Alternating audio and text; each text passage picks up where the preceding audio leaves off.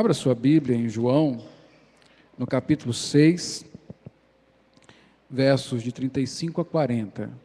João 6, 35 a 40. Nós hoje vamos falar do quarto ponto da fé cristã, ou quarto ponto do calvinismo, que se chama graça irresistível. Graça que não se pode resistir. E esse texto que nós vamos ler e no qual vamos meditar, ele nos ensina sobre isso, sobre a incapacidade de alguém que foi chamado por Deus para o Evangelho resistir a este chamado. Graça irresistível em João 6, 35 a 40. Diz assim a palavra de Deus: declarou-lhes, pois, Jesus: eu sou o pão da vida, o que vem a mim jamais terá fome, e o que crê em mim jamais terá sede. Porém eu já vos disse que, embora me tenhais visto, não credes. Todo aquele que o Pai me dá, esse virá a mim, e o que vem a mim, de modo nenhum lançarei fora. Porque eu desci do céu, não para fazer a própria vontade, e sim a vontade daquele que me enviou. E a vontade de quem me enviou é esta: que nenhum eu perca de todos os que me deu. Pelo contrário, eu o ressuscitarei no último dia.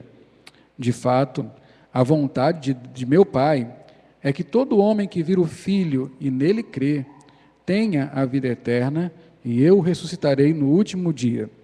Agora o verso 44. Continuando a falar sobre este assunto, esta conversa com os seus ouvintes, Jesus diz: ninguém pode vir a mim se o Pai que me enviou não o trouxer, e eu o ressuscitarei no último dia. Agora o verso 65. E prosseguiu: por causa disto é que vos tenho dito, ninguém poderá vir a mim se pelo Pai não lhe for concedido. Então esse é o nosso texto desta noite, nós vamos meditar nele, e nele nós vamos encontrar o fundamento para essa doutrina que se chama graça irresistível. Então, antes de nós começarmos a falar do texto e expor o texto, muitos aqui provavelmente nunca ouviram falar de algo, de uma doutrina chamada graça irresistível. Certamente outros já ouviram, e é possível que não tenham em memória o seu significado, ou que saibam elaborar um conceito sobre isso. Mas é importante, irmãos, porque é importante conhecer os fundamentos da nossa fé e saber falar sobre eles, porque a Bíblia nos manda dar razão da nossa fé, dar as razões por que cremos no que cremos e como cremos. Se alguém lhe pede justificativa de uma decisão que você toma, você tem que estar pronto para falar sobre isso, explicar o porquê, expor as razões. Da mesma forma, você não pode crer cegamente.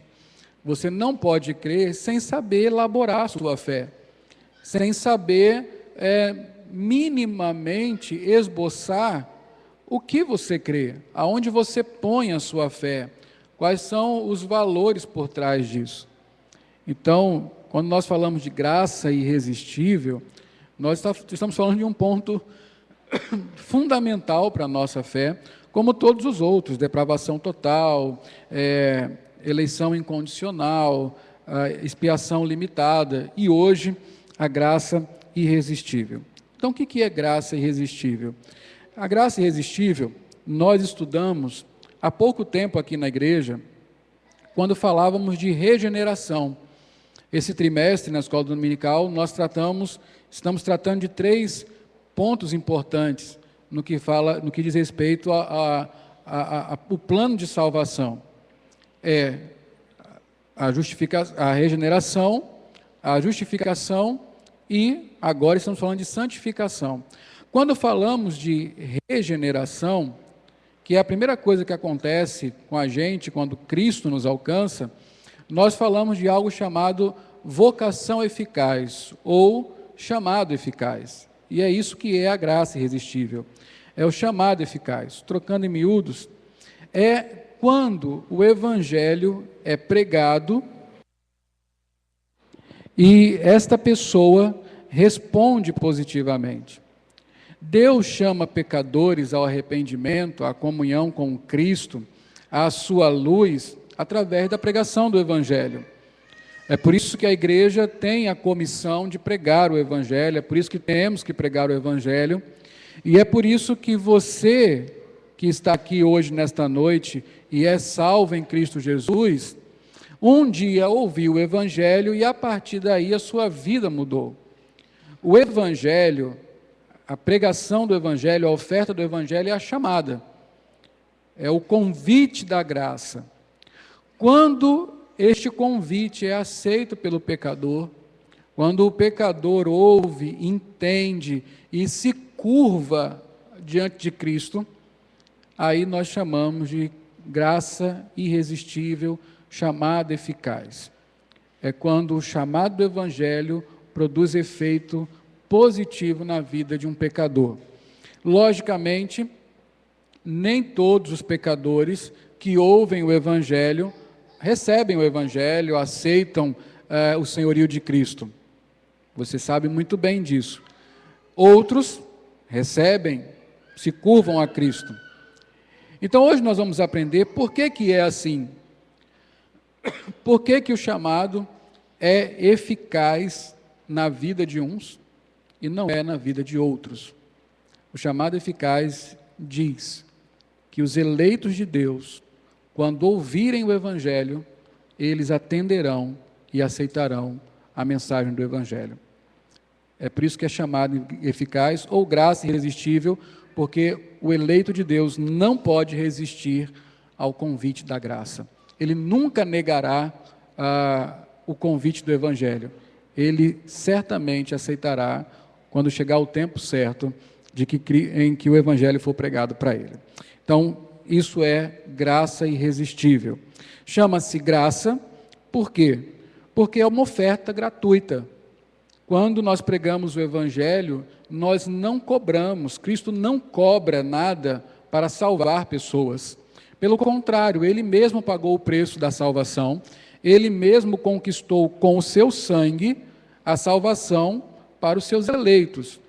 Então, quando o Evangelho é pregado, ele é pregado no sentido de que as pessoas são convidadas a fazerem parte desta graça. Elas não precisam pagar, elas não precisam se esforçar no começo. Na verdade, elas não precisam fazer nada. Elas só precisam vir a Cristo. Vinde a mim. É o convite do Evangelho, vindo da boca de Jesus Cristo. Sem nada em mãos, até porque não há nada em nós que possa interessar a Deus. Nós não temos nada que Deus não tenha. Por isso é graça. É um convite gracioso a fazer parte da comunhão com Cristo Jesus. É irresistível ou eficaz, porque na vida do eleito, daquele que foi predestinado desde a eternidade, quando ele ouvir o Evangelho, ele se curvará diante do Evangelho e aceitará Cristo como Senhor e Salvador de sua vida, receberá Jesus como Senhor e Salvador da sua vida. Por isso se chama graça irresistível. Agora, vamos ver isto no texto que nós lemos, João 6,37 em diante. Então, Jesus Cristo, ele começa com a seguinte afirmação, verso 37, todo aquele que o Pai me dá, este virá a mim. Deixa eu só contextualizar para você entender o que está se passando aqui. O capítulo 6 de João, ele começa contando, narrando o episódio da multiplicação de pães. Quando Jesus transforma alguns pães, alguns peixes e alimenta uma multidão de mais de 5.000 pessoas, apenas com 5 pães e 2 peixinhos. Então, É aí que começa. A partir daí, surge uma grande controvérsia, uma grande conversa entre Jesus e os judeus. Qual é a conversa? Os judeus estão dizendo o seguinte: Moisés nos deu o maná do céu, Moisés é aquele quem nos deu o pão do céu. A resposta de Jesus é: vocês estão errados. Aquele pão que Moisés deu, vocês comeram e voltaram a ter fome. O verdadeiro pão do céu, quem dá é o Pai. E este pão sou eu sou o pão da vida. Vocês precisam comer da minha carne, beber do meu sangue, para terem a vida eterna. E então Jesus está chamando as pessoas a crerem nele por causa disso, porque ele é o verdadeiro pão do céu. Até o ponto que Jesus justamente chega onde nós estamos aqui, e onde Jesus começa a bater numa tônica. A partir do verso 37 até o final, até o final do capítulo 6, Jesus vai falar constantemente vai afirmar várias vezes que só é possível alguém ir a Ele se o Pai conceder isso, se Deus conceder isso. Então, esta é a afirmação de Jesus no verso 37, todo aquele que o Pai me dá, esse virá a mim. O que significa vir a mim? Você ouve na pregação do Evangelho, esse é um dos textos mais usados quando nós pregamos o Evangelho, é um dos textos que mais nos conforta, é quando Jesus fala: vinde a mim, vós todos que estão cansados, sobrecarregados, e eu aliviarei vocês. O que é vir a Cristo? O que é este vinde a mim? O que significa quando Jesus fala vir a mim? Este é o convite que Cristo faz. Este é o convite que o pecador tem que aceitar se quiser ser salvo. Ir a Cristo, vir a Cristo, como ele fala. Nas palavras de Jesus, vir a mim significa crer nele, crer que ele é o Messias, o Filho de Deus. Veja aí o versículo 36, volte seus olhos para o verso 36, do capítulo 6 de João. Diz assim: o que vem a mim, veja aí, o que vem a mim jamais terá fome, e o que crê em mim jamais terá sede. Vir a mim e crer em mim são expressões paralelas, são sinônimas. Ora Jesus fala vir a mim, ora crer em mim. Chama-se isso de paralelismo sinonímico. São dois sinônimos, duas expressões que se equivalem para falar a mesma coisa. Vir a mim significa crer em Cristo. Então o convite é justamente esse, que o pecador creia em Cristo como seu Salvador. Tenha a sua confiança colocada unicamente em Jesus. Outrora, nós pecadores confiávamos as nossas vidas em várias coisas. Confiamos no trabalho, confiamos na saúde, confiamos neste mundo, confiamos nas nossas próprias forças.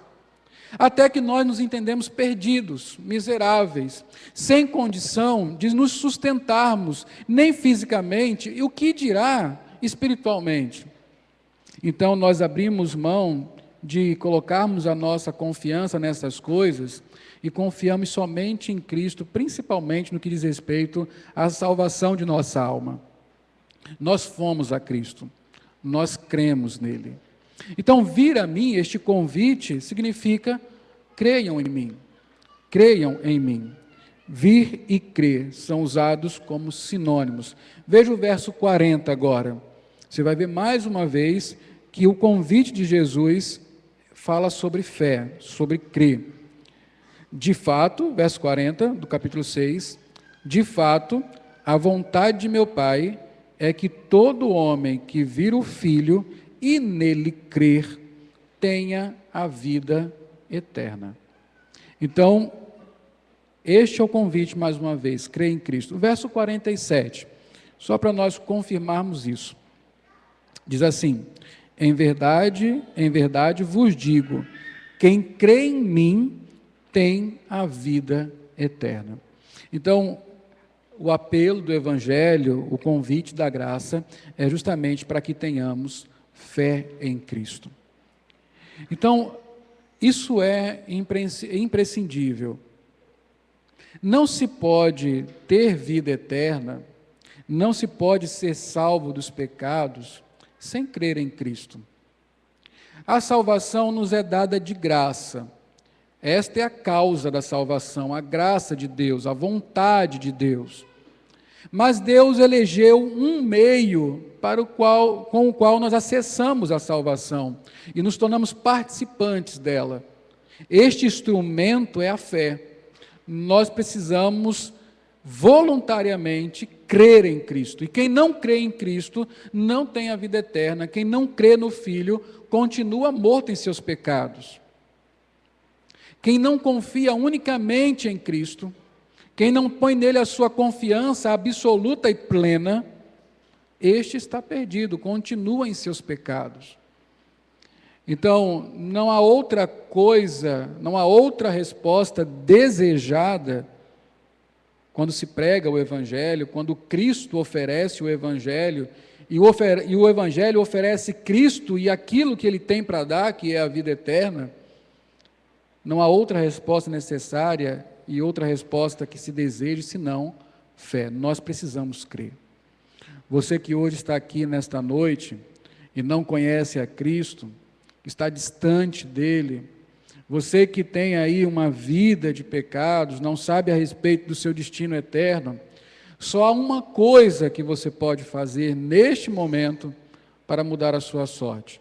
Você precisa ir a Cristo, você precisa crer nele. Só assim a sua vida será transformada, só assim você terá a vida eterna. É isso que Cristo fala: quem crê em mim tem a vida eterna. Então, isso é o que se quer do Evangelho. Significa crer em Cristo. Era a respeito da fé que Jesus estava falando em todos esses capítulos aí, em todo o capítulo 6, sobre o fato de crer em Cristo. Cristo estava persuadindo as pessoas. Agora é interessante, você pode apenas aceitar mentalmente a mensagem do Evangelho, achá-la interessante. Isso não serve. Você pode aderir à causa do Evangelho, achar que aquilo que os crentes fazem, a proposta de Cristo para a vida neste mundo, é muito boa, e você pode aderir a isso. Mas isso não salva a vida, isso não liberta a alma do pecado. O que é necessário não é uma adesão a uma causa, ou apenas o conhecimento intelectual do que diz o Evangelho. O que é necessário é a fé em Cristo Jesus.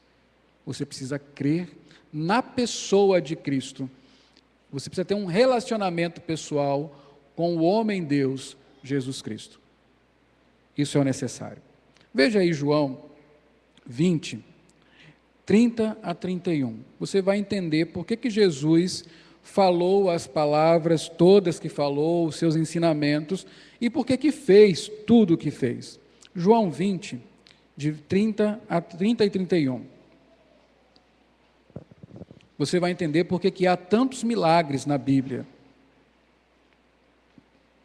Diz assim o apóstolo: na verdade, fez Jesus diante dos discípulos muitos outros sinais que não estão escritos neste livro. Estes, porém, foram registrados para que creais que Jesus é o Cristo, o Filho de Deus, e para que, crendo, tenhais vida em seu nome. Por que Jesus fez tantos milagres? Por que Jesus gastou tanto tempo ensinando as multidões? Por que os evangelhos registram esses sinais e esses milagres? Qual é o objetivo? O objetivo é que, tomando conhecimento do que Cristo fez, identificando-o como o Messias prometido, o Filho de Deus, nós creiamos que Ele é o Filho de Deus e o Messias, o Salvador das nossas almas. Tudo que se espera, a resposta que se espera é fé. Os homens, as mulheres, crianças, jovens, adultos, se quiserem ser salvos, se quiserem ter a vida eterna, se quiserem purificação dos seus pecados, precisam crer em Jesus Cristo. Sem fé em Cristo, nós estamos mortos nos nossos delitos e pecados. Agora, o que nós sabemos é que, quando o Evangelho é pregado, ainda que se espere uma resposta de fé, ela nem sempre vem. Há duas reações ao Evangelho, duas únicas reações ao Evangelho, à pregação do Evangelho. A primeira é que alguns rejeitam, simplesmente rejeitam o Evangelho. Se você já pregou o Evangelho para alguém, você já teve essa triste resposta. A pessoa sequer mostrou-se interessada por isso. Você gastou um tempo de discipulado, você argumentou das melhores maneiras possíveis, você fez um curso inteiro com a pessoa, no final você pede uma resposta, você quer Cristo como Senhor e Salvador da sua vida, e ela fala, agora não, mais tarde. E você percebe que ela nem se tocou com aquilo, o Evangelho nem sensibilizou o seu coração. Acontece assim. Nós acabamos de estudar uma série na parábola do semeador, e nós vimos que dos 4 tipos de corações, 3 rejeitam o Evangelho. Um de imediato, outros demoram um pouco, gostam da mensagem, se empolgam, mas não se comprometem, e no final das contas, trocam o Evangelho por alguma coisa, trocam Cristo por alguma coisa. Quando Cristo pregou o Evangelho, nem ele conseguiu resposta positiva de todo mundo. Cristo muitas vezes teve a sua mensagem rejeitada, e não apenas a sua mensagem, mas a sua própria pessoa foi rejeitada. Foi justamente pela pregação do Evangelho, arrependei-vos e crede, pois está próximo o reino dos céus, que Cristo foi crucificado. Ele acabou morrendo, tamanha a rejeição à sua mensagem. Nesse capítulo 6 aqui, lá no desfechamento dele, sabe qual é a reação das pessoas, dos próprios discípulos de Jesus? Sabe o que eles dizem a respeito da pregação de Cristo? Duro é esse discurso. E foram embora. Eles rejeitaram completamente o Evangelho, as suas implicações. Logicamente, quando se fala quem você quer receber a Cristo, a pessoa, você quer ir para o céu, você quer a vida eterna, pouca gente vai dizer não. Mas quando você explica o preço a pagar, o preço de seguir a Cristo, que é o negar-se a si mesmo, a vida de santidade, as pessoas rejeitam isso. Eu lembro que meu avô, seu Nogueira, se ele estivesse numa igreja e o pastor fizesse apelo, ele iria. Ele era presbítero já há muito tempo, e todo apelo que se fazia na igreja, uma igreja que ele estivesse visitando, ou na própria igreja dele, ele levantava e atendia o apelo. E a gente perguntava para ele, mas vovô, o senhor já é crente, o senhor é presbítero, por que o senhor atende ao apelo toda vez que o pregador chama as pessoas para receberem Cristo? Ele respondia para a gente, ele pergunta, quem quer ir para o céu? E quem quer Jesus? Eu quero ir para o céu e quero Jesus, eu vou na frente. Não é lógico? Então é difícil alguém rejeitar essa mensagem, que não está errada. O problema é quando vem as implicações, quando se observa o preço a pagar. Graças a Deus o meu avô aceitava não apenas Cristo e o céu, mas também aceitou a cruz, aceitou o preço do discipulado e assim por diante. Muita gente rejeita o Evangelho. Agora, há outros que não. Outros creem prontamente no Evangelho. Parece que há pessoas que só estavam esperando você dizer sobre Cristo, falar sobre Cristo, e elas abrem o coração, elas estão sedentas, estão buscando isso, buscaram em vários lugares e de repente encontraram quando você foi lá ou quando ela entrou na igreja e ouviu o Evangelho. Elas simplesmente abrem o coração e recebem o Evangelho. Como aquela boa terra que nós aprendemos, que retém a palavra de Deus, que recebe o Evangelho. Há esses dois tipos de pessoas, os que rejeitam e os que creem em Cristo. Agora, por que é assim? Porque nem todo mundo recebe a Cristo quando nós pregamos o Evangelho. Porque nem todo mundo aceita a pregação. E por que há outros que com tanta facilidade recebem o Evangelho? Por que é assim, afinal? Nós temos no mundo grandes pregadores, né? Pregadores de massa, pregadores que contam em seus livros, nas suas biografias, que numa noite de pregação do Evangelho, reúnem em seus auditórios ou em outros locais até milhões de pessoas. Mas, com todo o sucesso desse pregador, com toda a fama, ainda assim, a totalidade daquele auditório não recebe a Cristo.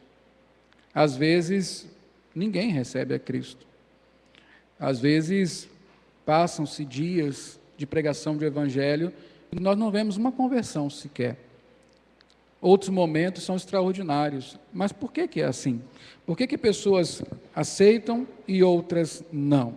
E aí nós precisamos voltar novamente à afirmação de Jesus no verso 37. Todo aquele que o Pai me dá, esse virá a mim. Essa afirmação, ela percorre todo o capítulo 6, do 37 ao 71, ao versículo 71, você vai ouvir várias vezes que Jesus falando a respeito disso.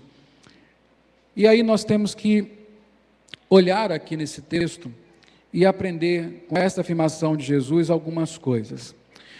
O que, primeiro? Em primeiro lugar, é impossível que alguém vá a Cristo se não for levado por Deus ou pelo Pai. Veja o texto, diz assim: todo aquele que o Pai me dá, virá a mim. Isso implica que é impossível que alguém vá a Cristo se não for levado por Deus. Nós já sabemos que os homens naturais, nós aprendemos aqui no primeiro ponto, quando falávamos de depravação total, que nós, em nosso estado natural, somos escravizados pelo pecado. Nós somos totalmente contaminados pelo pecado, radicalmente tomados pelo pecado. Todas as nossas áreas, todas as nossas faculdades estão ali pontuadas com o pecado. A consequência disso é que nós nos tornamos incapazes. O homem natural não compreende as coisas do Espírito de Deus e nem pode compreender, porque elas se discernem espiritualmente, mas o homem natural é natural. Ele é carnal, coisas espirituais para ele são estranhas, inteligíveis. Nem o seu próprio estado natural ele consegue discernir. Um homem sem Deus, um homem natural, que não foi alcançado pela graça de Deus, ele não entende que precisa de um Salvador, porque ele não entende que está perdido. Ele não compreende que o seu estado atual, embora ele se mova, fale, converse, é de morto. Alguém que está sendo conduzido pelas suas próprias paixões, conduzido pelo modismo do mundo, alguém que é inimigo de Deus e que tem sobre si a ira de Deus. Ele não compreende isso. Ele não compreende e ele não quer perceber que há realidades espirituais diante dele. O inferno, por exemplo, que é o destino de todo aquele que não tem Deus. Quando ele não se vê como um perdido, quando ele não entende os seus pecados, quando ele não entende a gravidade dos seus pecados, ele simplesmente não compreende que precisa de um Salvador. Então você pode falar com muita persuasão, explicando da melhor maneira possível que essa pessoa está perdida em seus delitos e pecados, que ela precisa de um Salvador, que ela precisa de se arrepender. E assim mesmo, com toda a sua argumentação, por melhor que ela seja, se o Senhor não o conduzir a Cristo, ele continuará perdido em seus pecados. É por isso que é errado nós falarmos assim: eu ganhei almas para Cristo. Eu não ganho alma para Cristo, eu não ganhei nem a minha alma para Cristo. O máximo que eu posso fazer é falar para as pessoas sobre Cristo. E Cristo é quem ganha as almas delas. E já ganhou na cruz do Calvário. Mas essa é a realidade. A pregação do Evangelho é o meio, mas não é aquilo que torna eficaz a conversão de uma pessoa. Então, se Deus não mover o coração através do Espírito Santo dele, essa pessoa sempre rejeitará o Evangelho. Sempre.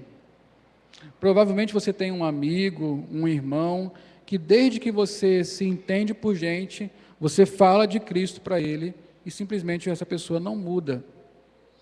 Ela zomba, ela brinca, ela tira por menos essas coisas, ela não se toca dessas realidades, porque é impossível que alguém vá a Cristo se não for levado por Deus.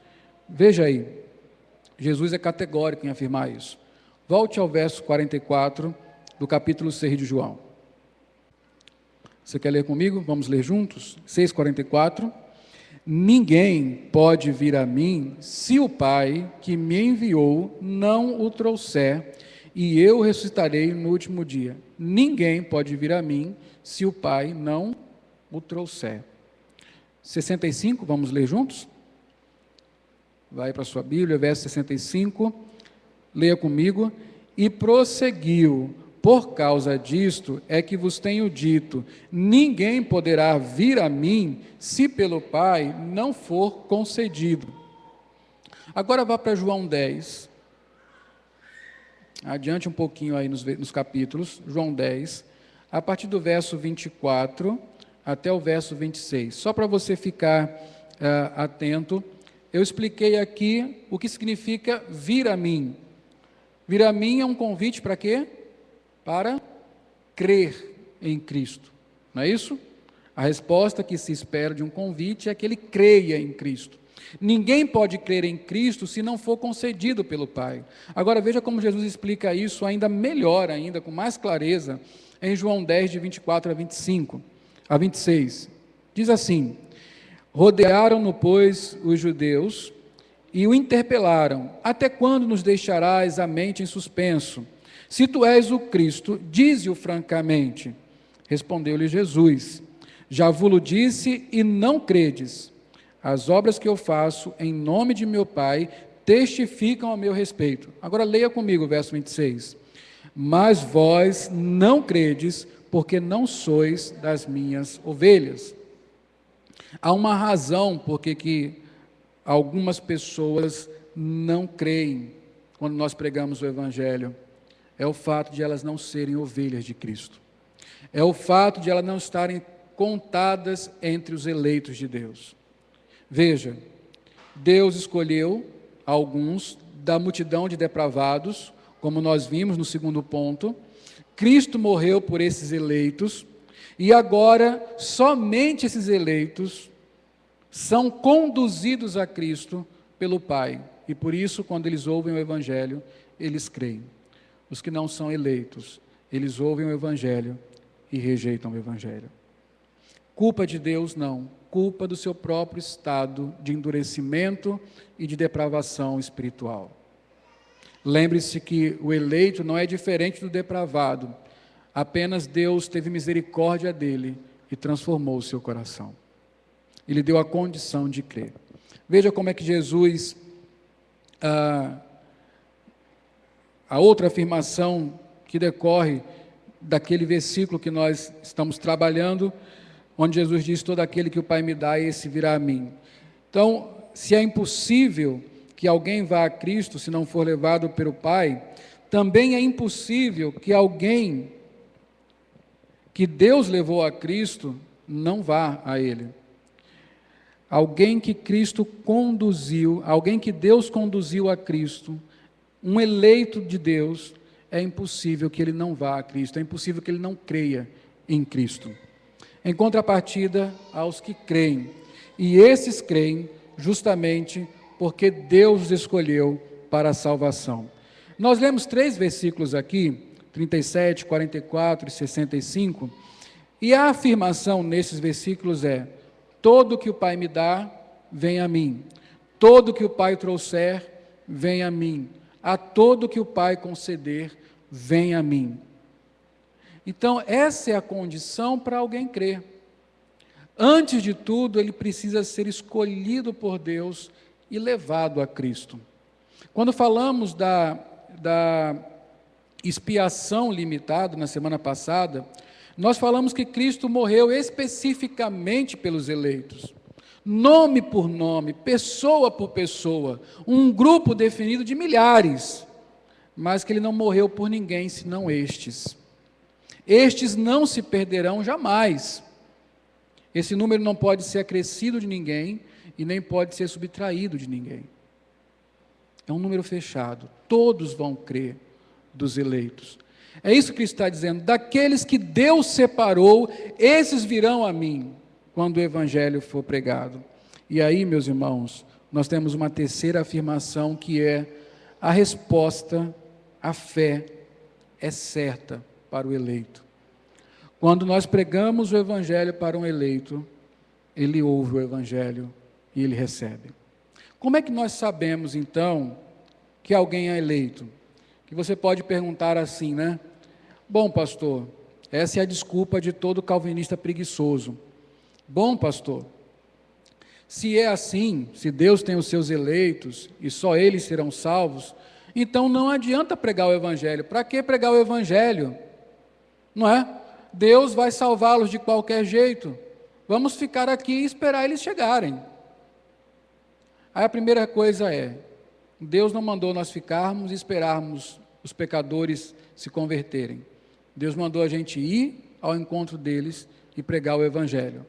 Independente de Deus ter elegido ou não, Ele nos deu uma ordem. A ordem é: vão e preguem. O resto é com Ele. Essa é a primeira coisa. A outra coisa, meus irmãos, é que Deus separou um meio para alcançar os eleitos. Qual é o meio? É a pregação do Evangelho. Não há salvação ordinária, da maneira como Deus comumente salva as pessoas, se não houver a pregação do Evangelho. A fé vem pelo ouvir, e ouvir a palavra de Cristo. E olha que privilégio a igreja tem, a quem Ele confiou a tarefa de fazer as pessoas ouvirem sobre o Evangelho. A nós. Meus irmãos, nós estamos em busca dos eleitos, ainda que nós não saibamos quem são eles. E graças a Deus nós não sabemos. O eleito não nasce com uma marca na testa. O eleito não nasce numa cor diferente. O eleito não nasce num país diferente. O eleito não nasce numa condição social diferente. Não há nada aos nossos olhos que nos permita identificar um eleito. Ainda que quando nós preguemos o Evangelho, nós saibamos que só vamos alcançar de fato para a salvação os eleitos, nós temos que pregar o Evangelho para todo mundo, porque até que se prove o contrário, todos são eleitos aos nossos olhos. Todos potencialmente são escolhidos por Deus. Como é que eu sei que de fato alguém é? Quando o Evangelho for pregado e essa pessoa se converter a Cristo. Aí eu teria certeza, alcancei um eleito. E logicamente, na medida que a sua vida espiritual se desenvolve. Então eu prego o Evangelho porque eu não sei quem é eleito. Eu só saberei quem é eleito quando ele responder com fé ao Evangelho que foi pregado. Mas ele responderá com fé. Nenhum eleito se perderá. Nenhum daqueles por quem Cristo morreu se perderá. Eles só estão esperando que o Evangelho seja pregado para se curvarem ao senhorio de Cristo. Isso é extraordinário. Isso é maravilhoso, meus irmãos. Eu não tenho aqui programado, não está no meu manuscrito, mas abra comigo aí em 2 Timóteo, capítulo 2, verso 10. Nesse texto que nós vamos ler, Paulo está animando a Timóteo a continuar firme no seu ministério de pregador do Evangelho. Paulo ele está falando isso para Timóteo, porque parece que Timóteo está desanimado com o que tem acontecido com os pregadores do Evangelho.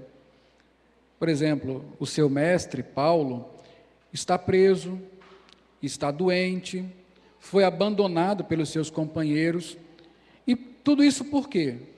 Por causa do Evangelho. As dores, as prisões, o risco de vida que Paulo passou, ele passou por causa da pregação do Evangelho.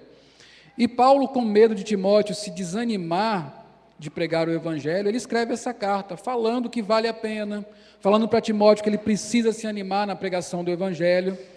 E Paulo diz por que ele sofre todas essas coisas. Vamos ler juntos, verso 10, 2:10, 2 Timóteo.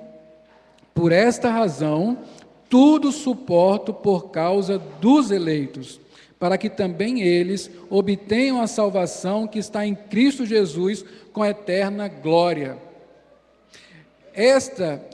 Quando nós aprendemos as doutrinas da graça, quando nós experimentamos a graça de Deus em nosso coração, e sabemos que há uma multidão de milhares de pessoas, de milhões de pessoas, ainda para ouvir o Evangelho, e que são eleitos de Deus, que estão aguardando apenas o momento em que alguém fale para eles sobre Cristo, para eles se curvarem aos pés do Senhor. Isso renova o ânimo da igreja, porque a igreja só tem o papel de comunicar, e os eleitos vão ouvir e serão recebidos na graça de Deus. Meus irmãos, isso aconteceu com a gente, isso vai acontecer com todos os eleitos no decorrer da história, simplesmente com a pregação pura, simples, fiel da palavra de Cristo. Isso é maravilhoso. O eleito certamente responderá com fé quando ele ouvir o Evangelho. Nós cantamos um hino hoje aqui, e eu queria mostrar para vocês uma coisa. Eu acho que é o hino 334. Nós cantamos no começo. Se você tem um hinário, abra aí. Se puder ser projetado também, eu agradeço. O hino 334, a segunda estrofe deste hino. Veja bem aí o que diz.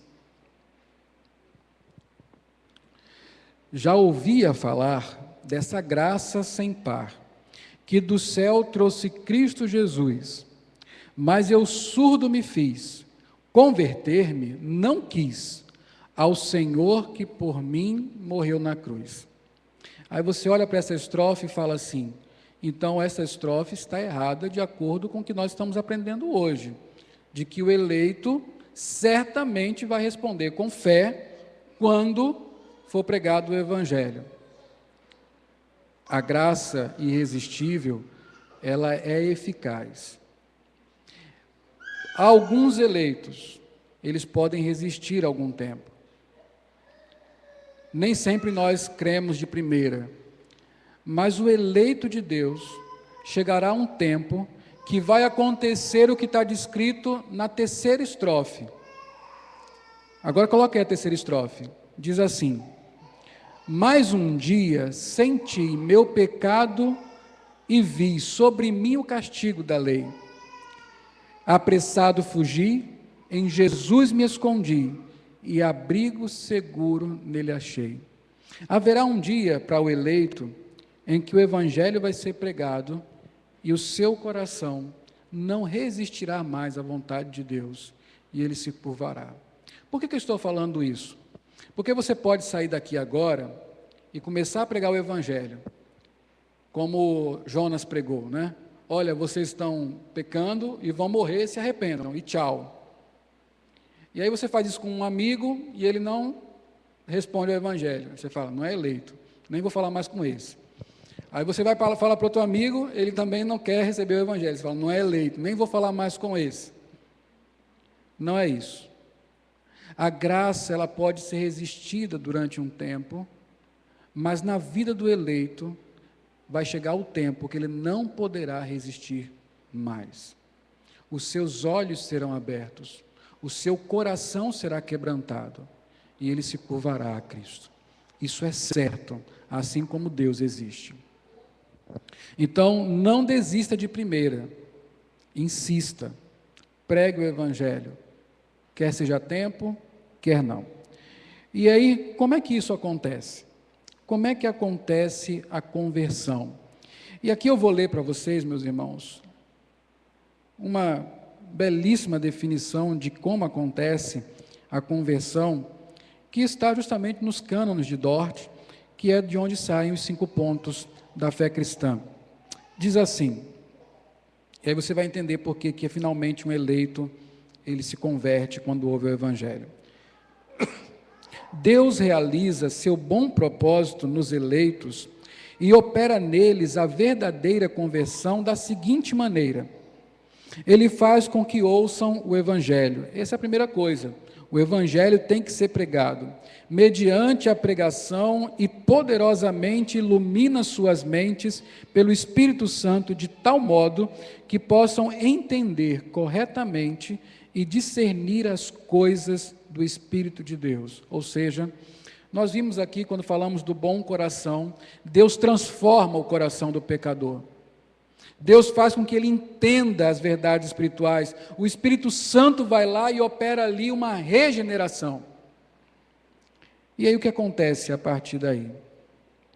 Mas pela operação eficaz do mesmo Espírito regenerador, Deus também penetra até os recantos mais íntimos do homem. Ele abre o coração fechado e enternece o que estava duro, circuncida o que está incircunciso e introduz novas qualidades na vontade. Esta vontade estava morta, mas ele a faz reviver. Era má, mas ele a torna boa. Estava indisposta, mas ele a torna disposta. Era rebelde, mas ele a faz obediente. Ele move e fortalece esta vontade de tal forma que, como uma boa árvore, seja capaz de produzir frutos de boas obras. Quando você ouviu o Evangelho e alguém lhe perguntou: agora, você quer Cristo como Senhor e Salvador da sua vida? E você falou: sim, eu quero. Isso não foi porque você entendeu coisas que outras pessoas não entenderam. Isso foi porque Deus, na sua graça, chegou ao seu coração. E onde a voz do pregador não chegou, a voz do Espírito Santo chegou, no mais profundo do seu coração. E lá Deus revelou para você o seu verdadeiro estado de pecado. Revelou a sua incapacidade para ser salvo. E Ele fez entender que, embora você esteja perdido, que embora você estivesse preso, amarrado nos seus pecados, há uma salvação, há uma única salvação, que é Cristo Jesus. E que Cristo estava convidando: venha a mim. Venha a mim para ser salvo. Coma deste pão que satisfaz a alma. Beba dessa água que sacia o coração. Cristo falou ao seu coração, através do seu Espírito Santo: arrependa-se, volte atrás. E porque Cristo falou, não o pregador, porque o Espírito Santo foi ao seu coração, não o pregador, você pode dizer: sim, eu quero. Sim, eu quero uma nova vida. Sim, eu quero Jesus como Salvador da minha vida. Foi isso que aconteceu com você. É por isso que salvação é graça de Deus, porque sem a graça de Deus, nós não podemos dizer sim. Sem a graça de Deus transformando nossa vontade, nós voluntariamente não vamos a Cristo. Mas Deus fez isso. É por isso que só vai a Cristo quem o Pai levar para Cristo. É por isso que só aceita o Evangelho aquele que foi eleito por Deus. E você que é um eleito de Deus, que hoje está aqui salvo, você deve dar graças a Deus pelo que Ele fez em seu coração. A graça nos humilha completamente. Mas eu quero terminar com as aplicações. E como é que nós vamos aplicar isto aqui? Eu primeiro quero falar com você que não é crente. Você que veio aqui e ainda não recebeu Cristo como Senhor e Salvador da sua vida. Devo lhe dizer que não há na Bíblia nada escrito com o seguinte convite: receba Cristo. Não há. Não há na Bíblia nenhuma coisa do tipo aceite a Cristo. Não há. É por isso que eu não posso apelar a você agora, receba a Cristo, aceite a Cristo. Eu não posso fazer isso, a Bíblia não faz isso. A Bíblia diz o seguinte: clame, e quem clamar será salvo. Há uma diferença muito grande. Aceitar a Cristo é você consentir que Cristo seja o Senhor da sua vida. Ok, tudo bem, eu aceito. Clamar por salvação é você reconhecer que você é um miserável, que você tem necessidade de um Salvador, que você reconhece a sua perdição, a sua falta de condição de ir aos céus, que você sabe que está morto e se continuar assim vai para o inferno, e você não quer ir para o inferno, você quer o perdão dos seus pecados, você quer uma vida nova em Cristo Jesus, você quer ter comunhão com Cristo, você quer ser cheio do Espírito, você quer uma nova vida porque você não suporta mais a vida que você tem hoje. Então você necessita de Jesus, você precisa de Jesus, você precisa crer nele. E como ninguém tem fé em si mesmo, você deve clamar a Deus: Pai, Deus Todo-Poderoso, me conduza a Cristo, porque eu preciso dele, como Senhor e Salvador da minha vida. Então a sua oração neste momento é de clamor ao Senhor: Senhor Deus, tenha misericórdia de mim, que eu seja um desses seus eleitos, e eu possa ouvir o Evangelho hoje e me converter aos seus pés, porque eu preciso do Senhor. A minha vida não vai ter jeito se o Senhor não vier a mim e me salvar. Então clame para que Deus lhe conduza a Cristo, já que só assim você poderá ir a Ele. A segunda coisa, agora para os que já são crentes, nós precisamos pregar o Evangelho. Essa acusação sobre os calvinistas de que eles não gostam de pregar o Evangelho é mentirosa. O calvinismo ele tem na sua própria estrutura a necessidade de pregar o Evangelho. A fé cristã evangélica chegou aos Estados Unidos, chegou à América Latina por causa dos calvinistas. Na Europa, em poucos anos, mais de 3.000 igrejas foram plantadas por calvinistas na época da Reforma Protestante. Calvino criou uma escola para treinar pessoas para pregarem o Evangelho. Sabe por quê? Porque ele sabia que os eleitos precisavam ouvir o Evangelho para crerem em Cristo. Nós precisamos pregar o Evangelho como igreja. Nós precisamos pregar o Evangelho como pessoas. Hoje de manhã, propositalmente, falei sobre Ezequiel 33, que fala justamente isso: nós somos atalaias, e se nós nos calarmos, o sangue dos perdidos será cobrado de nós. Há pessoas nos seus relacionamentos que não conhecem Cristo, e é seu dever falar com elas sobre Cristo. Quem sabe, esse seu parente, esse seu amigo, esse seu vizinho, é um eleito de Deus, esperando apenas alguém falar sobre Cristo para eles, para que eles aceitem o Evangelho. O mundo pode mudar se nós pregarmos o Evangelho. Precisamos pregar o Evangelho. Precisamos ser persuasivos. Os antigos pregadores do Evangelho, calvinistas, eles pregavam o Evangelho como se tudo dependesse deles. Ou seja, como se a salvação de uma alma dependesse dele. Ele sabia que não dependia dele. Ele sabia que a salvação depende de Deus apenas. Mas eles pregavam como se dependesse deles. Eles eram persuasivos nos seus argumentos. Eram claros na exposição. Eles conheciam o Evangelho. Você conhece o Evangelho que você prega? Você sabe o que é o Evangelho que você diz crer? Talvez você não pregue o Evangelho com aquela velha desculpa dizendo: eu não sei por onde começar, mas como você é um crente, você experimenta o Evangelho todos os dias, como é que você não sabe pregar o Evangelho? Como é que você não sabe falar de Cristo, que você conhece, que vive em você? Como você não conhece isso? Isso é uma desculpa. uma desculpa preguiçosa, uma desculpa covarde, uma desculpa de quem quer se esconder. Essa é a desculpa que eu uso para mim mesmo. Eu não estou me isentando disso. Tenho vizinhos que vão na minha casa e não ouviram ainda falar do Evangelho. Não é porque eu não sei o Evangelho, é porque eu sou covarde às vezes. Nós precisamos mudar isso. Nós precisamos conhecer melhor, ler mais sobre o Evangelho, ler mais sobre estratégias de pregação do Evangelho, conhecer mais as pessoas à nossa volta para sabermos como atingir os seus corações, como se dependesse de nós a salvação delas. Precisamos ser persuasivos. Precisamos fazer pelos eleitos. Paulo sofreu tudo pelos eleitos. Meus irmãos, Cristo nos mandou ir em busca dos eleitos, pregar o Evangelho. Eles estão em todas as nações, eles estão em todas as partes, estão em toda a classe social. Nós precisamos ir.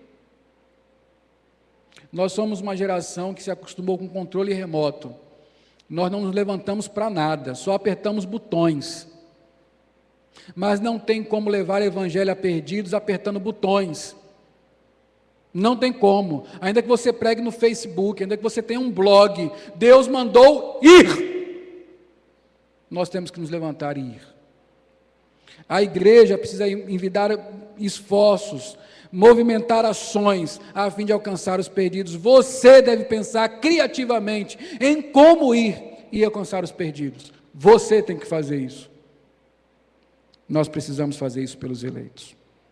Precisamos louvar a Deus por sua gloriosa graça, e eu quero sempre terminar assim, porque o fato de hoje nós sermos crentes é porque Deus nos fez ouvir o Evangelho, nos conduziu a Cristo e nós aceitamos Cristo como Senhor e Salvador da nossa vida. Isso não veio de nós, isso é um dom da graça de Deus. Nós temos que louvar a gloriosa graça de Deus. Um dia desse estava conversando com uma das minhas filhas,